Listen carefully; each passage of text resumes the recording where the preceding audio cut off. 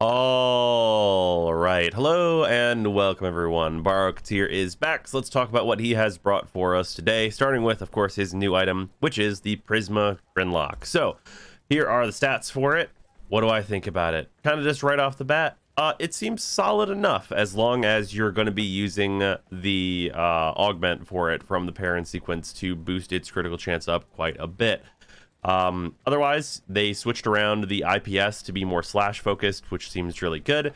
And the crit multiplier is quite high. So if you want to use a single fire rifle and you don't want to use a rifle that has a scope, this is probably gonna do you pretty well. And I might be making a video on it. Why would you use in the future? Maybe, depends. Moving on, other things, returning items. We have primed fever strike. Obviously more toxin damage for melee weapons. That's really good. Melee weapons already do a lot of damage. What if they did even more? So this is pretty worthwhile, although not the toppest of top tier of the prime mods. And then we have all of the dual stat electric mods. So two of these are available through the Hive missions on Eris. However, all of them are worth getting just like right through here, because 300 ducats is honestly just fine for saving you the farm for each of these. And they're all incredibly useful and used a ton. So I would suggest you pick up each of the dual stat electric mods, absolutely for sure. Besides that, we have even more weapons with the Prisma Obex, which just got a little bit better due to the slams for melee weapons being reworked and being a lot better now. This has a unique slam effect, so that makes this weapon very slightly better. So it's decent, but probably not going to be anything too amazing in the new melee system. Then we have the Prisma Dual Cleavers, which of course also benefit from some of the melee buffs we just got because they're very universal. But these are just really solid melee weapons in general, and they have a very good augment that goes on them. So if you're looking for a melee weapon that can heal you and also still be a very good melee weapon, this is a really good one for that.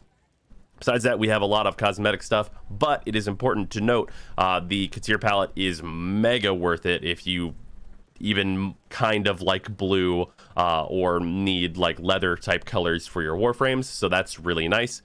And also, for anyone wondering, the Nexus fur pattern is the fur pattern I use on literally every single one of my Kubros, so if you've been looking for that, this is the pattern for that. So that is the PC stuff. Sorry I sound kind of sick today, but let's move on over to console. Okay, welcome on over to console. So on console, you guys have the Ignis Wraith. Now, the thing about this is that I don't know what the kind of, let's call it, social situation is on console, but the Ignis Wraith for every console except for the Switch should be infinitely replicatable from the clans that topped the event and got the research permanently in their dojo. They probably should give out that research for free, but I don't know if they don't.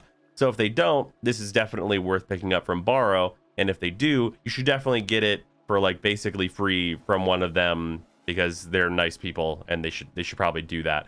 On PC, people just give it out willy-nilly, which, hey, advice for anyone, if you're of MR to get the Ignis Wraith, probably go grab one of those. So there's that. I don't know what the situation is on console, so I can't really give advice there. Besides that, you guys have the Vosto relics again, so if you want the Act Vosto Prime and all that business, then you can get that there. Prime Continuity, incredibly good Prime mod. Highly advised that you pick this up because it's just used on such a huge amount of Warframes in the game. And then we have all of the primed Bane mods. The primed Bane mods are an incredible investment for very little reward in the end. This represents like 160,000 endo that you'd have to invest, not to mention the insane amount of credits to level all four of these mods that you would need. And that little bit of benefit really just isn't worth it in general. So unless you are really overloaded on endo and credits, I definitely can't suggest that you grab these and level these. And if you don't level them to the max, they're considerably less useful, obviously. And then besides that, we have the Viper Wraith, which is 3000 MR and nothing more, nothing less. And then we have the Volkar Wraith. Volkar Wraith is fairly solid, but it's definitely one of my least favorite snipers, even less so than like the regular Vectis. So unless you really like the coin flippy nature of its crit chance for some reason, then I really wouldn't advise that weapon for anything more than MR. And then besides that, a bunch of cosmetics and things. So that is going to pretty much do it for Baro for today.